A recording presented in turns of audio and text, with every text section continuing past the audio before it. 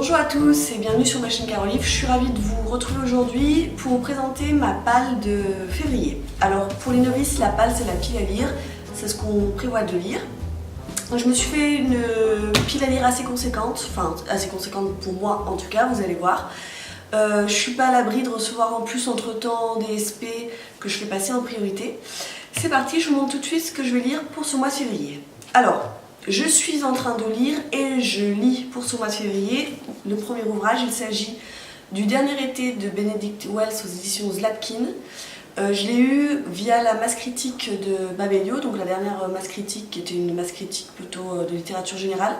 J'en ai lu, j'ai pas beaucoup avancé cette semaine parce que franchement j'ai été très fatiguée, j'avais du travail donc j'ai lu 100 pages, plus de 100 pages. Ça se lit assez bien, ça se lit vite. C'est l'histoire d'un... Donc ça se passe en Allemagne, c'est l'histoire d'un professeur qui va avoir la quarantaine, qui se remet pas la mal en question. Voilà, il a sa petite vie dans son lycée, il se passe pas grand chose, jusqu'au jour où il rencontre une fille qui est pas du tout son style, mais il va sortir avec elle, et il va se dire et pourquoi pas cette fille. Voilà, donc c'est pas mal, c'est plutôt un portrait d'une génération, en fait, plus qu'autre chose. Donc ça c'est ma lecture du moment.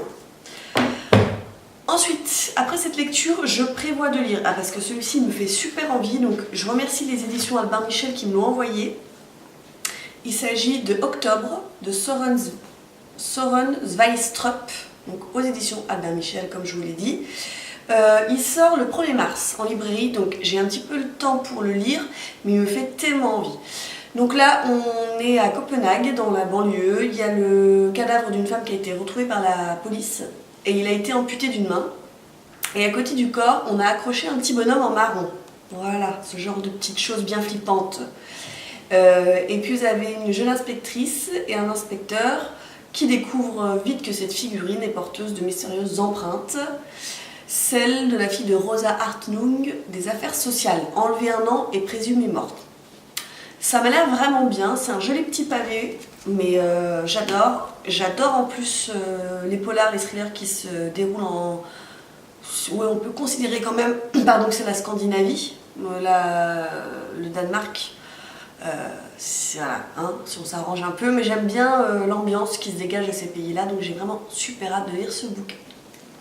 Ensuite, je vais lire un autre service presse, envoyé cette fois-ci par les éditions de l'Harmattan. Donc il s'agit de Égypte mon amour, roman inspiré des lettres de Lucy Duff Gordon, et c'est par Charlotte de Jong, voilà. Donc édition de l'Harmattan, j'ai lu il n'y a pas très longtemps La baignade du Wannsee, c'était pas mal, ça m'avait plu. Et là ils m'ont contacté pour ce bouquin, j'ai dit oui parce que c'est en fait un bouquin entre le roman, la romance et le document. Donc en fait il s'agit d'une lady qui s'appelle donc Lucy Duff Gordon qui va partir avec sa domestique en Égypte. Ça se passe au 19e siècle. Donc franchement déjà à l'époque moi j'adore, et puis le concept de cette femme qui va partir avec sa domestique, ça me fait vraiment penser au roman d'Agatha Christie pour le coup, et à la vie qu'a vécue Agatha Christie. Si vous connaissez un petit peu la vie de la romancière, ça me fait penser un peu à ça. Et franchement j'ai super hâte parce que ça a l'air vraiment super bien. Ensuite je m'attaque donc à ma palle personnelle avec des bouquins qui traînent un petit peu dedans depuis un petit moment. Donc j'aimerais essayer de caser depuis le temps Les Veilleurs de Jean-Luc Bizien, c'est aux éditions Naos. Non, c'est la collection Naos, pardon. Et c'est ActuSF, si je ne me trompe pas. Ouais, c'est ça. C'est les éditions ActuSF et c'est leur collection jeunesse Naos.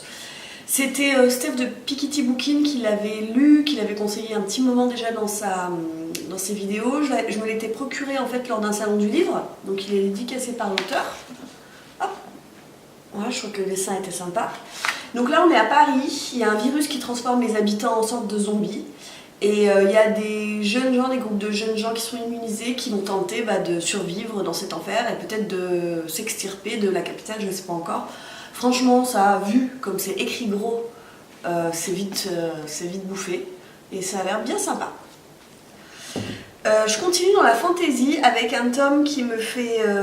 premier tome qui me fait envie depuis très longtemps, je l'ai reçu à Noël. Bon, l'épaisseur me fait aussi un peu peur. C'est Croque les mots qu'il a lu il n'y a pas très longtemps, je crois. ou alors où elle en a lu un autre de cet auteur, mais dans la même veine.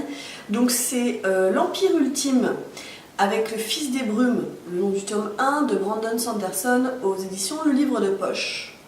Une sacrée bricasse, voilà. Il est énorme. Il est énorme, il est énorme. Il fait 900, plus de 900 pages. Il fait 900 pages, quoi. Alors ça, c'est Cécile Duquesne, l'autrice qui me l'a conseillé un petit moment. Je l'avais mis dans ma wishlist et je l'ai reçu à Noël. Donc Cécile, si tu passes par là, je te fais un coucou, je te fais un bisou. Je sais pas trop de quoi ça parle, j'ai pas trop envie de savoir. J'ai envie de me plonger dans cet univers qui m'a l'air très dense, très fantaisie et très riche. Voilà, il me fait envie, c'est tout ce que je sais. Donc on verra bien si j'arrive à le lire et si j'arrive à le caser dans mon mois de février, qui je rappelle est un mois très court quand même. Et le dernier livre que j'aimerais lire, je l'ai reçu en cadeau à un concours qui avait été organisé sur Twitter. J'ai été tirée au sort. Il s'agit du Chant de Kali de Dan Simmons aux éditions Pocket. Alors il est tout minus, voilà. Ici on est plutôt dans le domaine de la fantasy horrifique, on est plutôt dans l'horreur, je dirais. Dan Simmons, il est connu pour écrire des livres à succès qui font... Donc pour écrire de la fantasy, mais pour écrire aussi des livres vraiment qui fichent les pétoches. Donc, alors je suis un peu déçue parce que sur Livre Addict, il n'est pas hyper bien noté celui-ci. Il n'y a pas des avis hyper positifs. D'après ce que j'ai lu comme avis, il a vieilli ce bouquin. Donc là, on est plutôt en Inde. On est même carrément en Inde, on est à Calcutta, avec un personnage qui est mandaté par une maison d'édition pour mettre la main sur une nouvelle œuvre d'un poète, mais le poète indien est mort. Et il va y avoir, j'ai l'impression, des tas de morts inexplicables, avec ce personnage de Kali qui est une déesse, me semble-t-il, dans la religion indienne ou hindoue, je ne sais plus, c'est pas pareil. Bref, j'ai hâte également de lire ce petit bouquin qui va se lire très vite, et puis bah, si je suis déçue, bah, c'est pas grave, j'en lirai d'autres de Dan Simmons. Voilà. Donc ça fait quand même une petite pile conséquente. Je ne me prévois pas plus parce que comme je vous l'ai dit tout à l'heure, le mois de février est un mois très court par rapport au mois de janvier. Et puis je me laisse aussi la possibilité de lire à côté d'autres livres si jamais je reçois des services presse qui sont toujours plus urgents que mes lectures perso. Sur ce, je vous laisse. N'hésitez pas à me dire s'il y a des bouquins qui vous font envie, si vous en avez lu, que vous avez aimé ou pas aimé. Si je vous ai donné envie d'en lire, d'en découvrir. Je vous fais des bisous, je vous dis à très bientôt sur ma chaîne, je vous remercie de me suivre et puis faites de belles lectures. À très bientôt. Ciao.